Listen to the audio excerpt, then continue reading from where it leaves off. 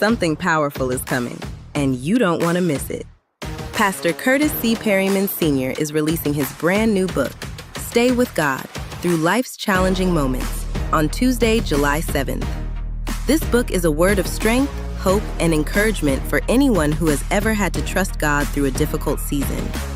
Life gets hard, storms come, pressure shows up, questions arise. But this book carries one clear message: don't walk away, don't give up, and don't let the storm move you from your faith. Stay with God will encourage you to keep believing, keep standing, keep praying, and keep trusting God even when life doesn't make sense. Through biblical truth, personal testimony, and practical wisdom, this book will remind you that God is still present, still faithful, and still working in your life. The official release date is Tuesday, July 7th, and pre-orders will be available soon. Get ready to order your copy, share it with someone you love, and be encouraged to stay anchored, stay faithful, and stay with God. Hey, what's up, everybody? Hello. Hey, tonight is going to be an incredible night. It's going to be a life-changing night. So here's what we need you to do. We need you to come on in. We need you to share. We need you to like. We need you to tag. We need you to invite, get as many people as you can to be a part tonight. This is a special Bible study that's going to be incredible, and it's going to be encouraging and life-changing. So, hey, here's what I need you to do. I need you to share with at least 5 to 10 people. Do that right now. Share with at least 5 to 10 people. Let them know that Pastor Sophia and Pastor Perryman are on tonight, and something amazing is going to be said. So, hey, my wife's going to greet you guys, and then we're going to get to it tonight. Well, hello, everyone. Thank you for joining our Kingdom Life Faith Center Bible study on tonight. Hello, Elder Angie. Thanks for joining. Hello, Minister Shella and her Minister family. Shella. Thanks for joining. Okay. Hello, Minister Jan. Hello, Johnny. Hello, Valerie. Hello, Jessica Hankins. Hello, the family is coming on in. Yeah, people are coming on in. Yes, go ahead and share. Y'all come on and share with us tonight. Share. Tonight is going to be really incredible. It's going to be amazing. But hey, here's what I need you to do as well. Hey, my book is coming out July the 7th. You can already get the ebook already on Amazon already, but this launch is coming out Tuesday, July the 7th. So you gotta get it. You can pre-order. You gotta go get it. It's called Stay with God Through Every Season. You gotta do it. You gotta do it. You gotta do it through life challenging moments. You gotta get it. I'm telling you, it's going to be incredible. It's going to encourage your favorite stuff. I had a good time writing it. I really did. I had a good time writing it. I'm so proud of you. You know, and so yeah, I had a good time writing it. So make sure you guys get the book. So it's coming out Tuesday, July the 7th. It's going to be amazing. And of course, you know, Treasure had picked out the cover. Yay. So I didn't have nothing to do with that really. So but anyway, tonight is going to be fantastic and phenomenal. We welcome tonight our spiritual mother, Pastor Linda Hodge tonight. She's going to be talking about her books from the series, The Authority Collection. And if you have not gotten those books, you need to do it. We're going to provide a link for you to order it tonight. And I'm telling you, it's going to be incredible. It's going to be life-changing for you. So without further ado, we welcome to this platform our spiritual mother tonight, Pastor Linda Hodge. She is an amazing woman. Yes, Let's go through the accolades really quickly. She's a wife. She's a mother. Spiritual mother, life coach, fashionista, definitely, conference speaker, author, whole 9 yards. Wait a minute, we leave out some interior decorator. Oh, we gotta say interior that. decorator. Oh, yeah. She does the whole gamut. So tonight we welcome our spiritual mother, Pastor Linda Hodge tonight. So come on, y'all, give it up for her tonight. Put it in the comments. Applaud her tonight. Listen, Mom, we're so glad you're here with us tonight. We do appreciate you. Thank you. It's so good to be with you guys. Hello to the family. Thank you for joining us on tonight. You didn't have any problems getting on, did you? No, not at all. Oh, good. All right. Nope. Yeah, that's good. Is dad somewhere in the cut somewhere, or he a little ways away, around the corner. He around the corner. Okay. Around the corner. Well, shout out to our spiritual father, Apostle Fred L. Hodge Jr. Thank you so much for allowing us to be able to sit down and talk and pick the brain of Pastor Linda tonight. And so listen, my wife's going to jump in here. She's going to start us off tonight. People are already giving hand claps. They're already giving hearts and emojis already tonight. So listen, this is going to be incredible. It really is. It's going to be incredible. So go ahead, honey. Let's jump in here tonight. Well, my first question, Mom, is what inspired you to write the Authority Collection? You know what? It just kind of like happened. What happened was I was teaching on a lot of the information from the books. And so someone, actually was my daughter, she said, you know what? You might as well just go ahead and make that out of a book. So what they did, they just took some of my teachings and just made a book out of it. Wow. Yeah, so it wasn't planned. It just kind of just happened as a result of my teaching that I had done. I was on YouTube, and she had printed it out for me, and she said, "This is a book." And then the ABCs of authority, that was something that I had started years ago, just the alphabets and just talking about one word from alphabet A to Z. And so I kind of finished that. So that was pretty simple to do. So it was no stress, no struggle, no strain. It just kind of like supernaturally happened from everything that I had been teaching, and it just kind of just fell in my lap. That's kind of amazing, though. It really is. It really is. Listen, to the audience, we're gonna give you an opportunity to ask questions a little bit later concerning the book. Maybe you got personal questions you want to ask her. We're gonna give you the opportunity to do that. You'll be able to put your questions in the comments, and we'll be able to get them from there. But one of the things that I wrote down is with the book, you start talking about the ABCs of authority. You put the subtopic: renew your mind and reclaim your calling. What is the heart behind this book? What's your heart behind this book? Well, it's really about renewing your mind with declarations on a daily basis, because that's what the book is all about. It's all about daily affirmations. And we know that declarations are really powerful statements of faith that align our hearts, it align our minds and words with God's truth. And so it helps us to move simply into believing God promises, to boldly speaking and living them, because you know that our words have influence. And so that was really the reason behind it, because I knew everything starts with our words. And if if we can get individually to begin to speak God's word, the affirmation, it will completely change our life, completely turn our life around. And so that was really the reason behind it, was just to kind of get something in particular, a woman's hand, and just something that she can just read verbatim every day of the week. And once that month is over, start all over again, because you can get enough of affirmations. I'm reminded of being in that what was it, Believers Night that we was in, and I'll never forget it. We came in, an apostle was preaching that night, and he said he wanted to pray for all of the pastors in the building, and I came down to the altar. I'm kind of like in the center of everything, and then he says he's on the very end down there. He said he looks down and he sees me. He says, "I want to pray for my son first." And I felt so privileged. I really did. I felt like because I don't hardly ever, nobody really ever prophesies anything to me, So I was like, oh my God, I felt so privileged, because I started referring back to the stuff I seen in Believers Night, how people was getting double and triple their salary and all this type of stuff, and new homes, car. So I just knew. Man, I'm going to at least get double and triple my salary. We're going to get a new home up. My speaking engagement itinerary going to be off the chain. I was expecting on that. Then he came down there and he looked at me, and I had my hands up doing, like how religious folk be doing. I was doing this. Just get ready to receive. I'm getting ready. And then he said, "Son, I'm going to need you to watch your mouth." Woo. And then he tells me that you're in the situation you're in because of your mouth. That mouth. Look, I went from doing this to like, wait, what? What's your bubble, huh? You just bust the bubble. And then he prayed for me, then he turned around and walked right back down to the end. And I'm standing there dumbfounded, so I come and sit down next to my wife, and I put my hand in my head like this. Yes. And she goes, I'll never forget that. What are you going to do? I said, well, I guess I'm going to watch my mouth. I'm gonna watch my mouth.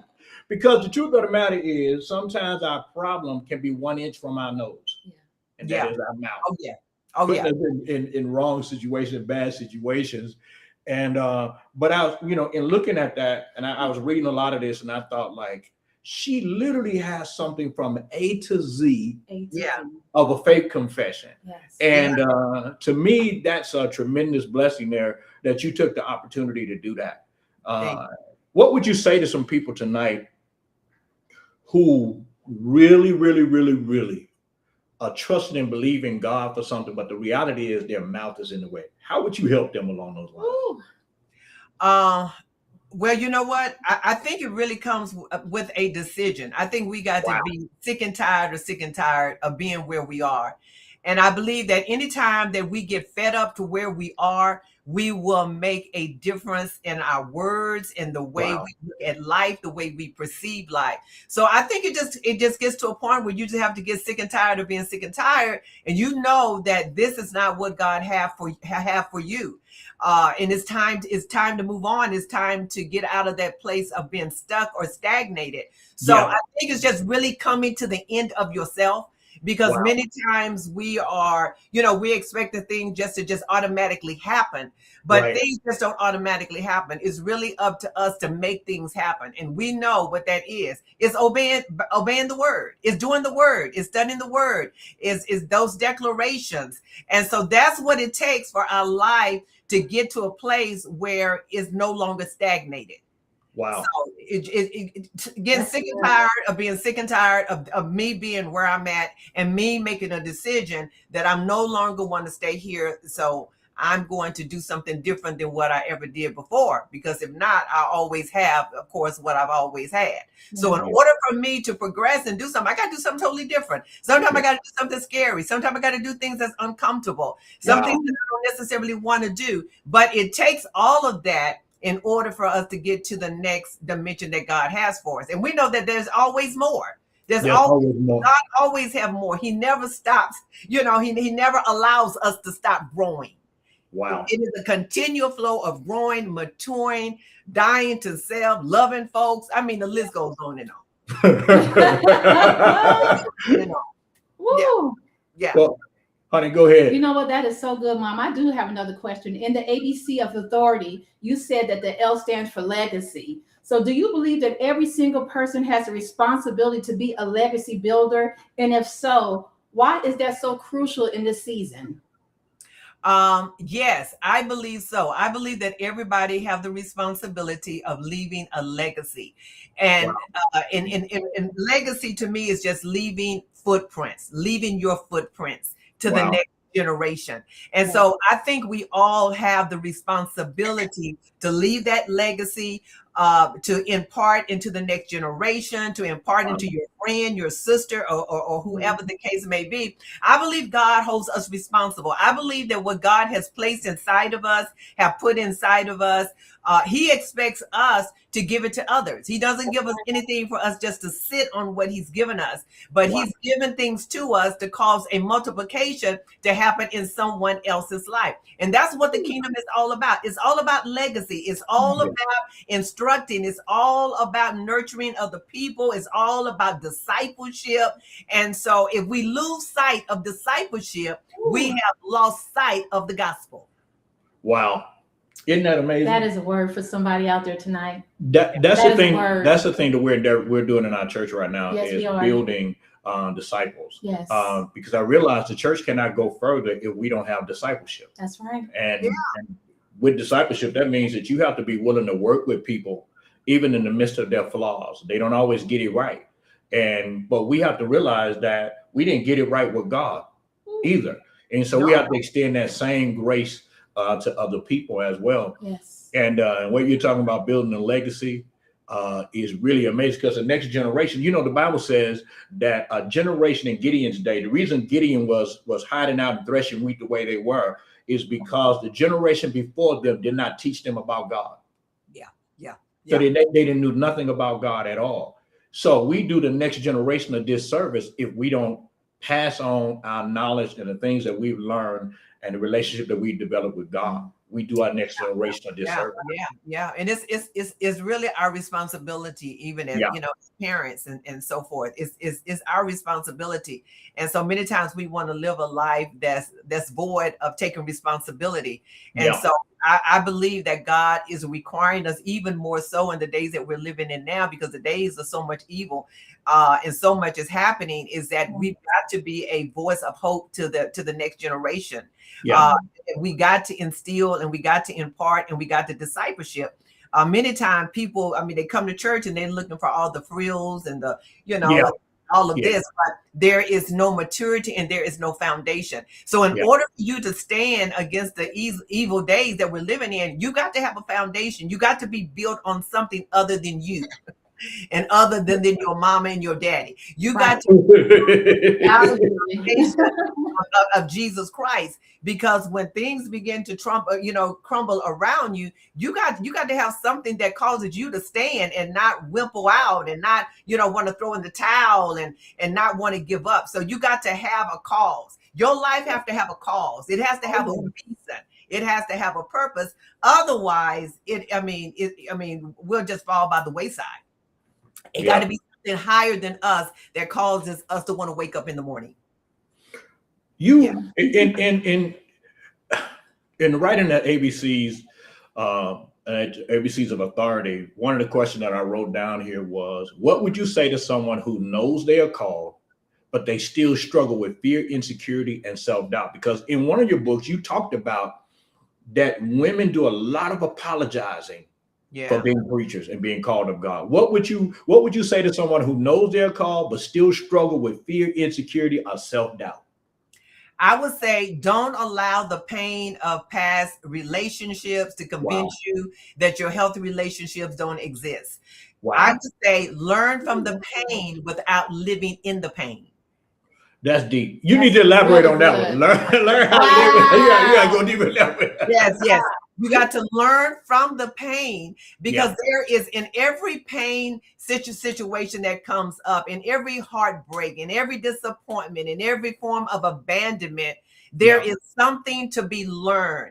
I believe that everything that I go through, I should get a lesson out of it. In other words, I should not waste my sorrows and I should not waste my pain. Everything that I've gone through, it is a teaching tool, not only for me, but for others as well. So I've got to learn from my pain. I've got to acknowledge my pain. And then, like I said, you got to learn from the pain without living in it.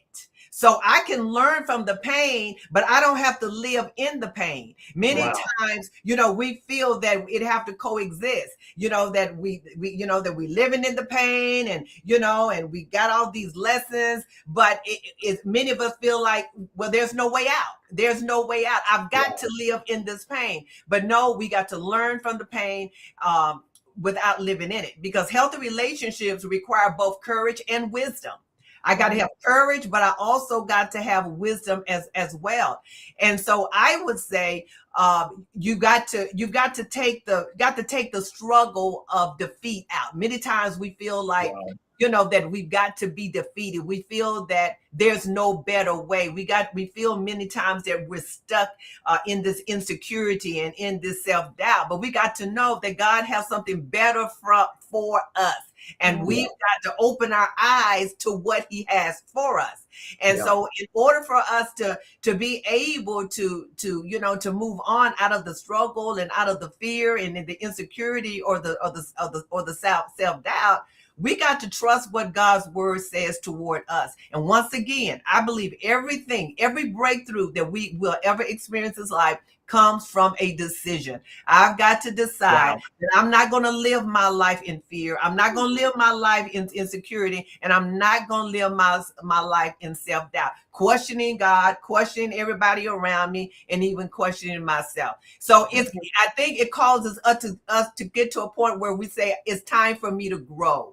It's time for me to grow. I can no longer live, in this childlike dimension. I got to grow. I've got to advance. In order to do that, I got to make a decision. I got to make a decision because I don't want to live a life of struggle. Nobody want to live a life of struggle. Yeah, that's true. You don't want to, look back in another 3 or 4 years or 5 years and see that you have still not conquered the giants in your life. Wow. And living in a life of regret, hoping that I would have made that decision, or I wish I wouldn't have made that decision. No. Life is too short. Life is too short. Living just to my age. I mean, life is short. Before you know it, 20 years done came by, 30 years done came by, and then you're stuck in a place of regret because you was too fearful to come out of that dilemma or that situation that you was in. But you're right. right. You got to do it. You got to know that God wants better for you. Wow. Yes. And because he wants better for you, you've got to want better for yourself. Right. And I'm in total agreement with you. That is so true. Because so many people today who they feel as if God doesn't want them to have a good life. It's even frowned on when we start preaching along those lines in church. People are, here they come. They're trying to get something from us. They're trying to, God just wants to be able to get by. And that is not true. That is not true. That he wants us to live a prosperous and successful life. Yes, he does. He wants us to live that life. Yeah. And, I wish that above all things. Yeah. That you may prosper and be in health, even as your soul prospers. He said, I wish above all, this is what I wish for you. That's right. In every area of your life. Yeah. Yes. And that's the thing I think that we got to push forward into doing. Yeah. Is live the life that God has for us. You know, Apostle Hodge says something, it had to be like about 6 years ago. And it blew my mind. It made me think like, wait a minute. Oh, is that true? Because he said, when you pray, you have to pray to God for the things that God has in his will for you. Don't pray for stuff that is outside of the will of God for your life. That's right. When I heard him say that, I was like, wait, huh? And I had to think for a moment, because that listen, my wife would tell you, that thing made me think like 2 to 3 days in a row. You hear me? Like I was running up like wait a minute. So he said that it is, he said that there's no way that what you ask God for that is not in line with his will for your life and your assignment, he said it won't come to pass for you. And I was like, come on now. The Bible said whatever we ask Father in Jesus' name, that what we do. So I had to think on that for like 3 days in my spirit, and I realized it has to be in the will of God. Wait a minute. So if I'm asking to live a prosperous life, that's in the will of God. Yes. That's in the will of God. If I'm asking for help, that's in the will of God. Yes. So I slowly started shaping my thinking. You understand? Because of what he said. Yeah. Because I had never heard that before. I never heard that before. Yeah. And I think you're onto something right here. Maybe that's probably your next book about killing your giants. Wow. listen. Let's get to the next book. Let's get to the next book. Listen, let me give you a quick plug really quickly. I want you guys to make sure that you go and buy the book. Make sure you buy the bundle, buy the collection, the ABCs, ABCs of Authority and Navigating Friendship. Girl, you got this. It's the Authority Collection, 3 books, 1 transform you. So you got to make sure you go get that. Scan the QR code that's on the screen right now. You can go to her website at lindaghodge.com. lindaghodge.com. Get the book. It's only $35 for the bundle. So go get the book, get the pay the $35. Or what you can do, if you don't have $35, to buy the book, Brandy got plenty of money. Brandy got plenty of money. She'll hook you up.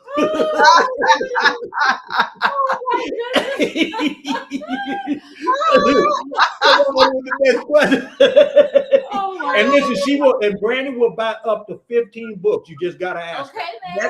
That's it. That's all you gotta do. Oh my goodness. You got the next question, honey. Okay. So, Mom, your second book is Navigating Friendships. Why do you feel led to write about friendships? Because friendships can propel us or they can stagnate us. Wow. They're either going to propel you or they are going to stagnate you. Yeah. It's all the people that around us actually propels us or they stagnate us. And so that's why it's so important that I think that we realize who is around us. We also need to know why they are in our lives. Wow. Because we need to know the purpose of that relationship. Right. I don't believe that you need to just have a relationship with everybody. I think there is acquaintances, but when you're talking about friendships, you're talking about something very deep. You're talking about something very personal. And many people do not know how to do friendships. They don't know how to do relationships. Many times women have had, just dysfunctional relationships with men, with other women as well. They've had a lot of heartache through the area of relationships. So I think I wrote this book because I believe that we need the tools to know how to choose friends, how to deal with boundaries in those relationships, how to love. Yet I can still love you, but I don't necessarily need to be around you. I don't need to necessarily have you in my space. I need to know the signs where I know whether you're toxic or not. I need to be able to right. People don't realize, they don't see the signs. Yeah. And so you got to know that you've got to have your red flags. Yes. You can't live a life where you are just allowing everybody in your space. Everybody just cannot get in your space because they are around. People have to qualify to be in your space. Number one, they got to believe in you. Another that is absolutely be able to trust them. Another thing, you've got to see fruit in their lives. What can they add to your life, or what are they subtracting from your life? You will be surprised of how many people will wear you out and tear you down, and and just suck all the energy out of you and don't change. Wow. And so, yes. And so you've got to realize, are you worth my investment?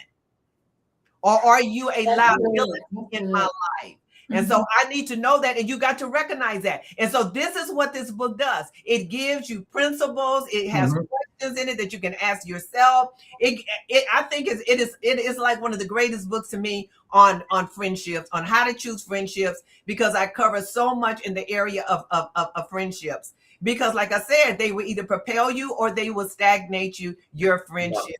And many times we have never been taught. We've never been taught how to choose friends. We just allow people to come in our space without qualifying them. Right. Because, we kind of think alike or whatever, but we never really measure them, the qualification of them being in our life according to their fruit. So you got to see the fruit in a person's life. You got to be able to recognize the fruit that they bring to the table.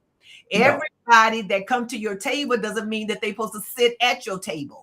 Wow. So you got to realize, you can come to my table, you can be invited, but do you supposed to just sit here and just stay here? And so you have to realize that. And then you need people to sharpen you. You need people that's going to tell you the truth. You need people that's not intimidated by you. Yeah. And that's what friends do. They sharpen us. And so but then you got to allow them to sharpen you too. That's true. That is true. Yeah. You can't resist the chastisement of your friend. Right. By you saying that, Mom, by you saying that leads me to something that I have written down out of the book. In the book, you said God designed community. And when you talk about community, you say he designed friendship. You say God designed community not just to comfort you, but to grow you. Yes. And what that did was that made me really start thinking, because you used Proverbs 27 chapter verse 17, where the Bible said, iron sharpeneth iron. Right. And what most people, when they read that, they don't understand that iron doesn't sharpen iron. Mm-hmm. It doesn't sharpen iron. Mm-hmm. Because you need something stronger than the iron to sharpen it. So iron doesn't sharpen iron, but you can take a rock and sharpen iron with it. But what it does, it causes friction. Yeah. It causes friction. So most people, when they think about iron sharpening iron, their thought process is that when we talking, you got revelation, I got oh my God, I got better than. No, it's friction. It causes accountability. Right. It causes accountability. And that is the key. You can look at, you can search it out on Google and look up metallurgy, because that's what it is, a study of materials and things like that, and what's actually found in the material. But there's a person called a metallurgist. His job is he examines the iron, he knows what's in the material, but he also knows how to bend it. to form it and to shape it into That's what it's good. supposed to be shaped in. So when the Bible talks about iron sharpening iron, it is exactly what you said. It is confrontation. It is me telling you when you wrong. Correct. Yep. And here's the part, and you not getting mad at me because I said you was wrong. Right. Exactly. Exactly. And so we have to welcome that in our life. Yeah. And that comes from a place of being humble. Yeah. That's true. Yeah. But a lot of people are not humble. And a lot of people really, to tell the truth, they don't want to hear the truth. Most people do not want to hear the truth about themselves. Most people want to feel wonderful about themselves. Most people feel like that they don't need to grow. Many people feel like you have nothing to add to them. But that's why community is so important. Community is so important. We've got to have community because I mean, without community, you'll be living a life that you think is absolutely wonderful, and it be totally opposite of what you think that it is. Because you don't have nobody in your space that would tell you the truth. Yeah. Right. Isn't that amazing? It that is can't amazing. be a friend. That can't be a friend. That won't tell you the truth. No. And you know what, Mom? Sometimes when you tell people the truth, they get so offended. They get so offended. They don't like correction. Oh yeah. Because people, I mean, people, they have this high estimation of themselves many times, and they feel like nobody really can tell them anything, or they'll say, well, the reason why you're telling me that is because you're jealous of me. You know what I'm saying? Wow. And so they excuse all that off, or they'll say, oh, you don't like me. And so they'll say all those type of things because they do not want to accept the truth of what you're saying, because people in general do not want to confront themselves. They want to confront you, but they don't want to confront themselves. That's true. And so we got to, we got to come to a place where we're humble and ask God to bring people, community that would tell us the truth. Because it's almost like you read my notes. It's almost like you read my notes. This is what I wrote in my note. I wrote, the right relationship brings enough friction to refine me, confront me, correct me, and make me more useful as a friend and to God. Yes. Oh, that's so true. That is so true. And we need friends. We need good, godly friends, because we need that element in our life. And so, because without it, I mean, our growth is stagnated and it's stuck without having that. So we need that. We need people to tell us the truth in love, of course, in love. Yeah. In love. But we need the truth. and we got to want the truth. Woo. Yeah. That's the key part. You got to want the truth. You know what I'm really finding out too? People say they want the truth, but they really don't. Oh no. Most people do not want the truth. Yeah. I run across very few people that say they really really want the truth.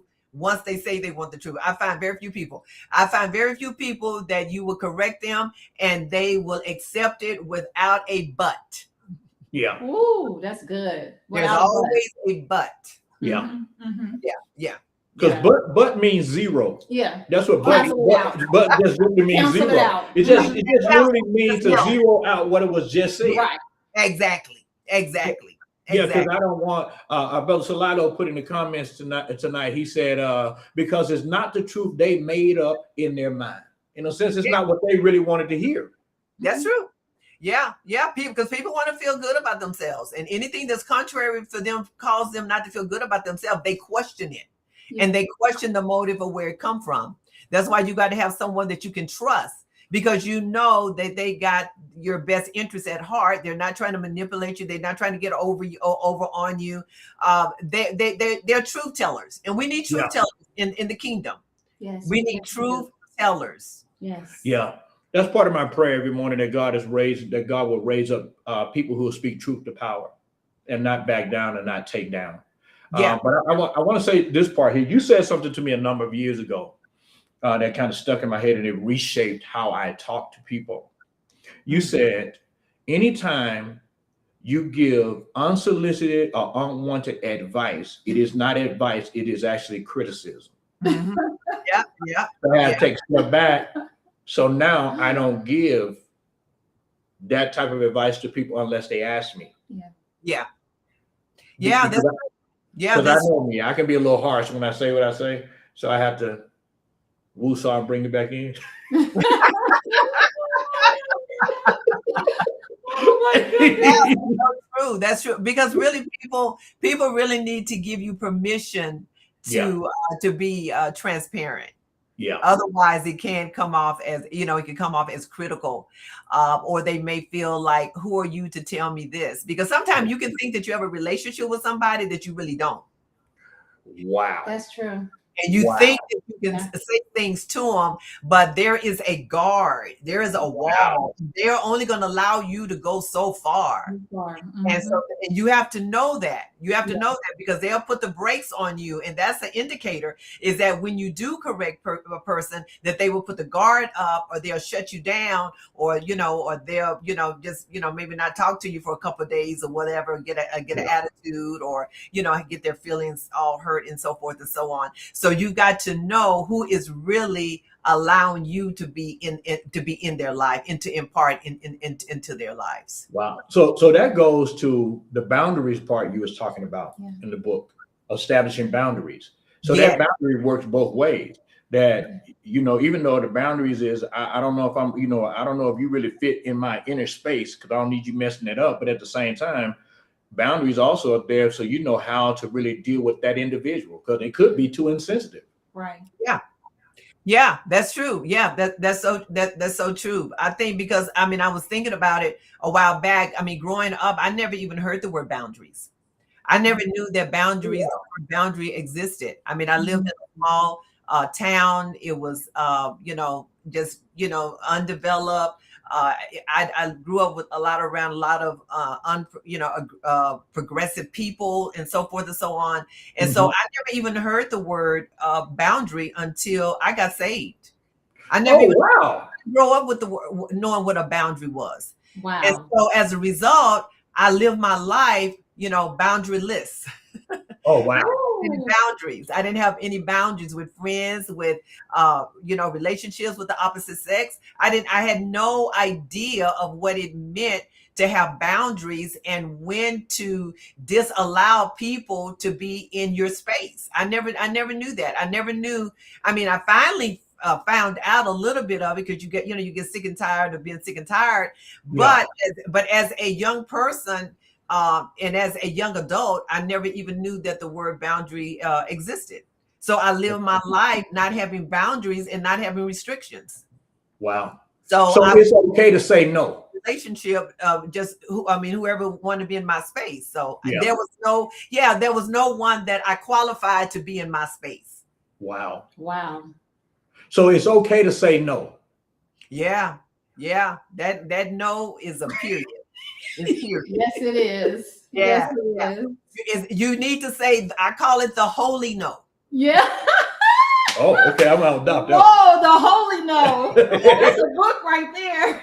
Yeah, the holy no. The holy no. Yeah. Because this no is gonna cause me to keep saying. This no is going to cause me not to go farther than I need to go in this relationship. So I call it the holy no. This no is going to save my life. It's going to save my life. It's going to get my life all together. Oh, yes. Yeah. And some people need to practice saying no. I need to practice it. You need to walk around your house saying, if you I need to practice saying no. You can't practice saying no. No, not to me. You can't practice the holy no. You can't, no and period. No. You can't practice that saying to me. Yes. You can practice that to Treasure, but not to me. Not to you. Not to you. Oh, wow. Yeah, because we've learned to be so yes people. Yeah. And so, without having our own boundaries and without having our own safety net, we have allowed other people to break our safety net. Yes. Because we're always saying yes instead of saying no. So I think it's good. Sometimes you need to practice it. You need to practice it. I do. Yeah. Before we move on, I gotta tell you something, Mom. Y'all, the two of you are so much alike. Because my wife will say things like this. Yeah, see, what you're saying is so true. I'd have heard you say that like 4 times already tonight. Yeah, what you said. Oh, really?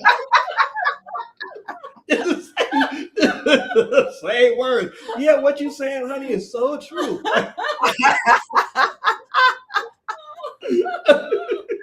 But listen, I want to pause. I want to pause and make sure that people get your book. Listen, there are other books that she has written that you got to get. Two of these books on here are my favorite: "Bruised but Not Broken" and "Matters of the Heart." Yes, those are my favorite on this list. Heart. You got to get these books, yes. Especially get the one about being a woman under construction. Yes. Make sure you get that book. That's going to change your life. So that information is on the screen. You can go to LindaGHodge.com. And you can get the book. Again, LindaGHodge.com, and you can get these books. And I'm telling you, they're going to encourage your faith to starve your doubts and help you get to the next level. They really will. So make sure you get the books. They'll be a blessing to you. But listen, honey, you got the next question. We're going to go into, for time constraint, I guess we can go into the book that she wrote, Girl, You Got This. Girl, You Got This. No, not girl. It's not girl. This not girl. Girl. You know, this no, in the South, well, Shella is on here. Shella Roby is on here tonight. We both grew up in Mississippi, went to the same high school together. So we go to, so we don't say girl. What'd you say? It's girl. Girl. Girl. It's girl. It's girl. That's it is girl. Oh my goodness. It is. So we'll say it like this. It's girl. Oh my goodness.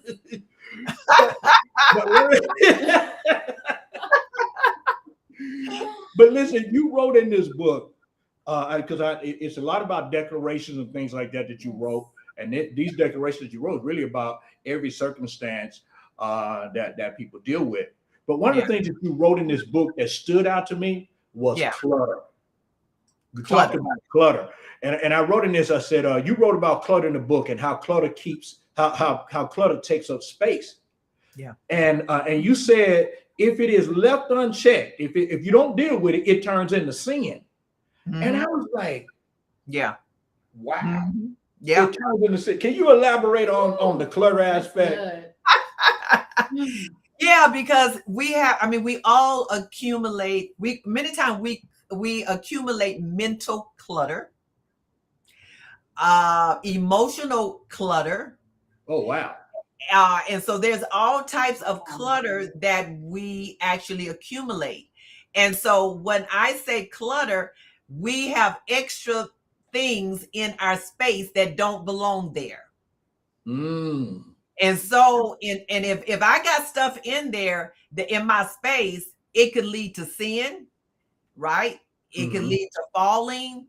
It could lead to a number of things. So once again, I've got to find out what is in my space that don't need to be there.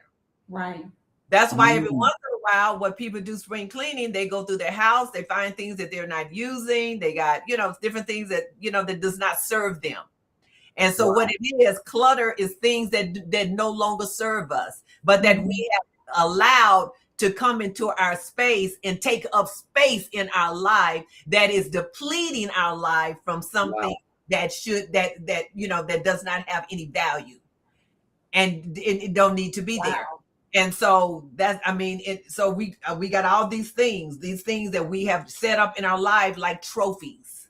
Wow. Whether it could be an idol, whether it could be a mental monument that we have created, which could come from a certain way of thinking and a certain mindset as well. And so we've got to realize that many times we need to go every year. We've got to ask God, okay, God, what do I need out of my life? What do I need to clean up? What do I need to clean up out of my life? What do I need to no longer allow to stay in my space? It could be a mindset. Yeah. It could be the way that we perceive things. It could be friends. It can be a number of things that just do not serve us any longer. Because what I find out, the longer you live and the mature you grow, you realize that there are certain things that do not serve you that once served you. Yeah. And so you got to be able to remove that clutter out of your life for where you need to get ready to go. Because you can't take the clutter to your next place of dimension. Wow. Yeah. Wait, honey. You know what? That's a word for somebody. I was reading, you mentioned in day 16 of that same book that fire is sent to refine you, not destroy you. You said, so my question to you tonight is, what do you mean by that statement? And can you share a time where you went through a refining fire? Seems like I'm always in the fire. Fires. My life is full of fires. Yes. What I would say, I would say, I'm trying to think of something, but just kind of particular. But I would say the area of hesitation. Mm-hmm. I think hesitation in my life has been something that has become almost a monument almost.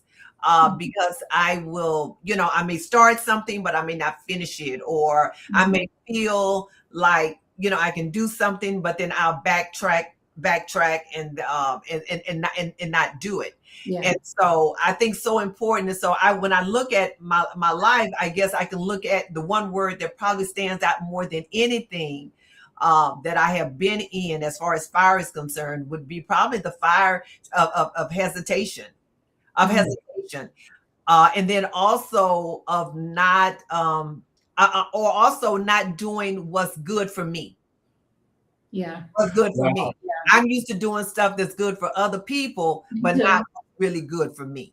Yeah. Wow. And so I may put my life on hold or something that I may want to do because I want to make sure that you're okay. Wow. And that spreads that spreads an individual thin. Yeah. Very thin. Yeah. It spreads an individual really thin. Mother Hamilton brought that to my attention Sunday morning. I didn't, sure did. Sunday is Father's Day, and I knew it was Father's Day, but I didn't know it was Father's Day. Everybody saying Happy Father's Day to me online, I respond, and my wife say Happy Father's Day to me. But when I get to church, I wasn't thinking along those lines. And we up there, we get ready to receive the offering and everything. And then my wife just takes over and she's talking about his Father's Day, and people come down, to be honor me and bless me. I was really caught off guard. And in the midst of that, I am still thinking about ministering to the people and helping the people. And Mother Hamilton said, even though this day is about him, he's still thinking about helping the people. And it didn't even dawn on me that that's what I was doing. Yes. Yeah. And sometimes I think when you're conditioned to do it. Yeah, I think when we're always concerned about everybody else, we lose sight of ourselves. Yeah. Yeah. Yeah. It's true. We lose sight of ourselves. It's true. My mom said something to me one day. She said, God spoke to her and told her, every time I bless you, you always give your blessings away. Yeah. Wow. And I wonder how many of us are really like that. Mm-hmm. Yeah. That we are really like that. Yeah. That's amazing. That we can we say it like this? And maybe we almost feel like it's wrong for us to even think about ourselves in that moment. Yeah. Mm-hmm. Mm-hmm. We always worry about how we can bless everybody else. Yeah. And I mean, and that's a good attribute to have, but not to the extent of us not receiving the blessing that the Lord had for us. That's right. So that goes back to the boundaries you're talking about. Yeah. And so many people do not know how to receive. Wow. Whoa. Wow. They do not know how to receive. So true. And there you go again. That is so true. You see it? That is so true. People do not know. People, especially givers. Yeah. People that give of their time and their effort and their sacrifice, they do not know how to receive at all. And so they don't know how to receive. They do life giving without receiving. Yeah.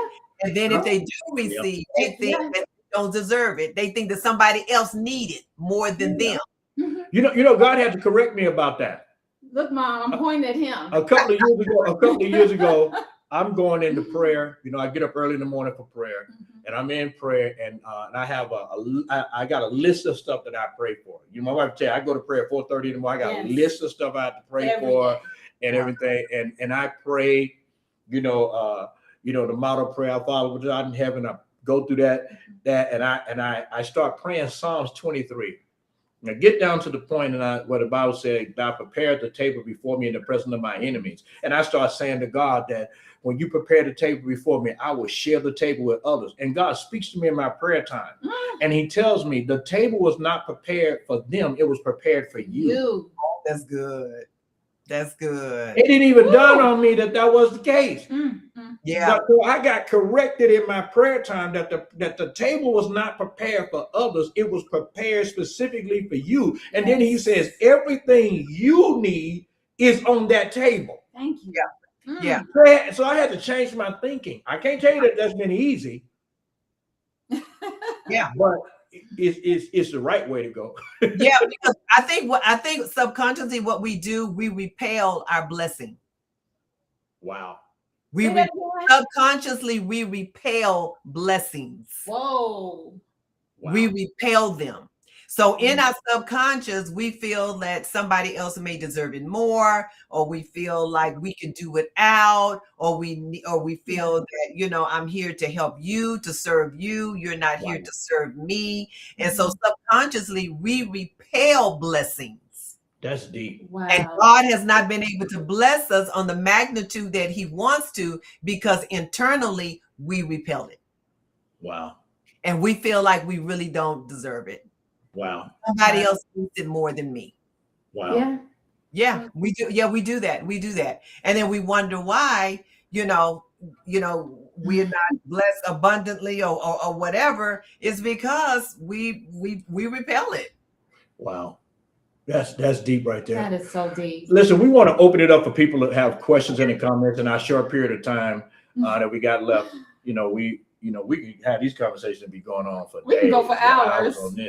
But don't worry, Mom. We're going to bring you back on the women's group, and I'm looking forward to it. It's going to be an hour, 2 hours, and we'll have more time to share with the ladies. And so, yeah, we're going to be bringing you back on the women's group. Well, listen, if you got questions or comments about the things that we have talked about tonight, put that in the comments tonight. We want to be able to put your questions to Pastor Linda. She's going to be able to answer them for you.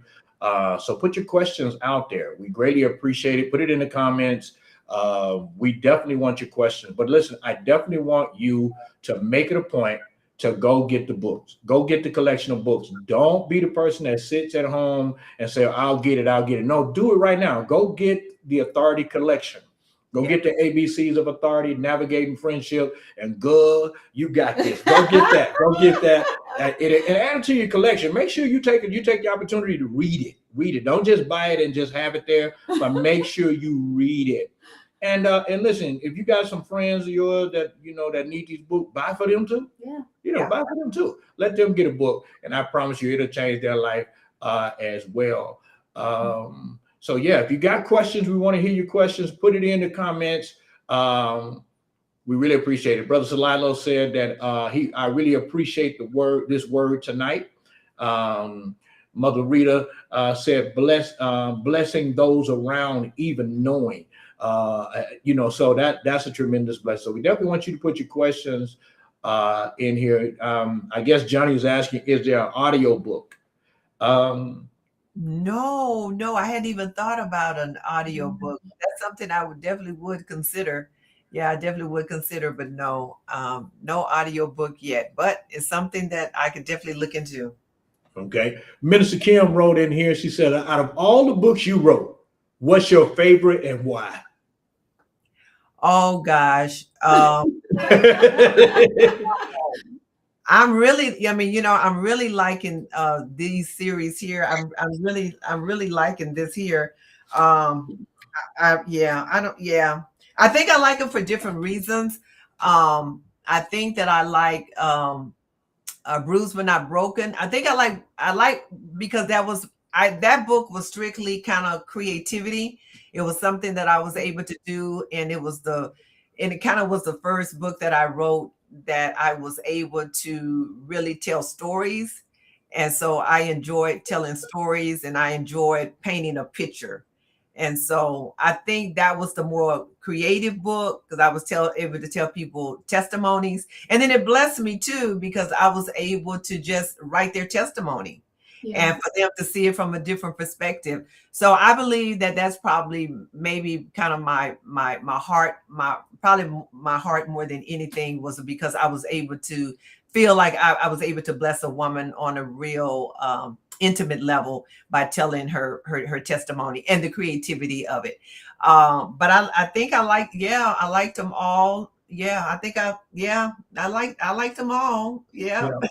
The Bruised but Not Broken book release.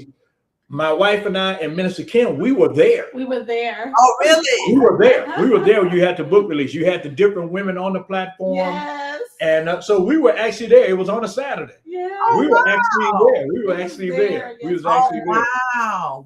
Minister Kim, you remember that? Yeah, we were actually there. Yeah. We were actually there when you did that. That's got to be what, 10 years ago? Yeah, it has been a long time because that came up after Woman Under Construction.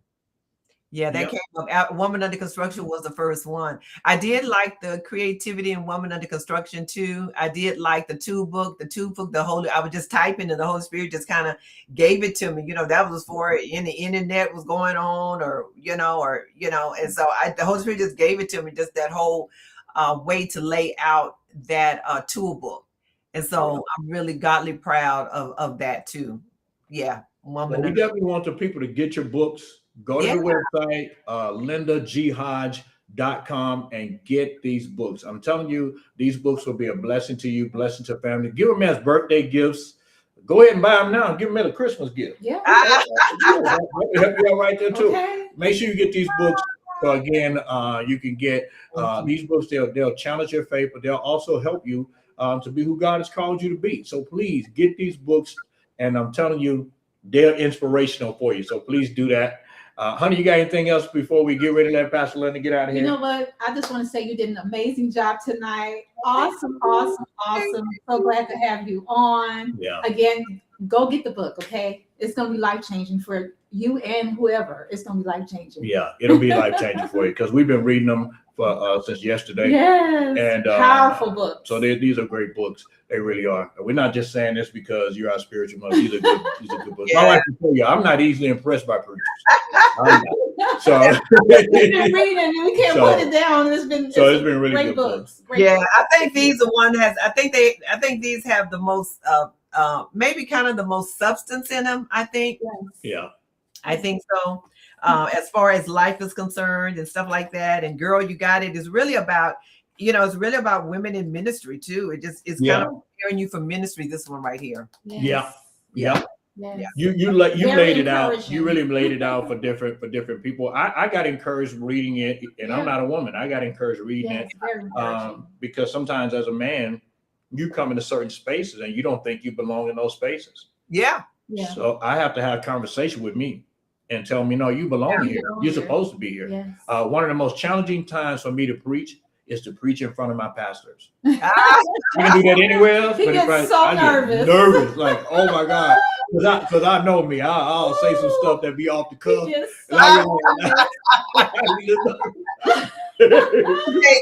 Take it.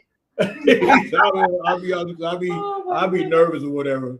So, but we appreciate you so much. Oh, thank you. Tonight. And listen, make sure you guys, again, go get the book. Please go get the book and let the book be a blessing to you. Go get it for Pookie and them, Ray and them. Go get it for your mama and them. Go get it for them. And it'll bless your life. I think they're so cute. So this whole they are. They're nice. They're adorable. Yeah. So listen, I need everybody to get your seed in the ground tonight. If you've been blessed by tonight's broadcast, I want you to get your seed in the ground. We will set this up that this broadcast will go live again tomorrow morning. So if you missed it, you'll be able to rewatch it tomorrow morning, and it'll bless your life. So make sure you get your seed in the ground tonight. Get your seed in the ground tonight. The giving information is on the screen there. You can give through Zelle, PayPal, Givelify. The giving information is on the screen. So make sure you get that seed in the ground. We thank you so much for all that you're doing to support this ministry, but get your seat in the ground. You're enabling us to win as many people as we can for the cause of Christ. So make sure you guys get your seat in the ground tonight. Hey, listen, if you're not saved tonight and you want to give your life to Christ, we want to lead you to Christ here in just a few moments. We want you to connect with us. If you don't have a church home and you want to make Kingdom Life Faith Center your church home, all you got to do is connect with us. And I'm telling you, we're the church that's building people for next level living. So why not come and grow with us so you can go with us to change people's lives? So come on, connect with us. We appreciate y'all. Oh, and we got something coming up for church Sunday too, huh? Yes, we do. Yeah, we do. It's the Membership and Partnership Appreciation Sunday. Yeah. So y'all show up for church on Sunday. This is where we appreciate every leader in the ministry, every member, for helping us to do what God has called us to do. So remember, there's going to be certificates given out, gifts given out. So we want to say thank you so much. Yeah, food will be served too. So we want to say thank you so much for supporting us and being a part of what God has called us to do. So we appreciate you. So we're going to get ready to pray. Listen, if you need prayer, we're available immediately after service is over with. What's the number? 323-238-9915. Again, if you need prayer after service, yeah, the number is 323-238-9915. Yep. Or you can go to our church website and you can get your prayer request in there. There's categories that you can get in for prayer. All right. So if you're not saved, we want to lead you to Christ tonight. So just repeat this after me. Say, Heavenly Father, I know without Jesus, I am lost. Jesus, I repent of my sins and I invite you into my life to save me and to fill me with your precious spirit tonight. I believe that you died on the cross, that you rose again on the third day. You said if I confess with my mouth and believe in my heart, that I will be saved. So, hey, if you prayed that prayer with us tonight, we believe you got born again. So get in a good Bible-believing church, preferably Kingdom Life Faith Center. We're the church that's building people for next level living. So y'all connect with us, and we love y'all. We appreciate y'all, and we're going to take y'all out with this video, and then we're going to just go ahead on. And are we eating something tonight, or what we doing? Yes, we are. Okay, my wife said we eat something. All right, love y'all. Be blessed. Y'all have a great night. Have a great Something powerful is coming, and you don't want to miss it. Pastor Curtis C. Perryman Sr. is releasing his brand new book, Stay with God, Through Life's Challenging Moments, on Tuesday, July 7th. This book is a word of strength, hope, and encouragement for anyone who has ever had to trust God through a difficult season. Life gets hard, storms come, pressure shows up, questions arise. But this book carries one clear message: don't walk away, don't give up, and don't let the storm move you from your faith. Stay with God will encourage you to keep believing, keep standing, keep praying, and keep trusting God even when life doesn't make sense. Through biblical truth, personal testimony, and practical wisdom, this book will remind you that God is still present, still faithful, and still working in your life. The official release date is Tuesday, July 7th, and pre-orders will be available soon. Get ready to order your copy, share it with someone you love, and be encouraged to stay anchored, stay faithful, and stay with God.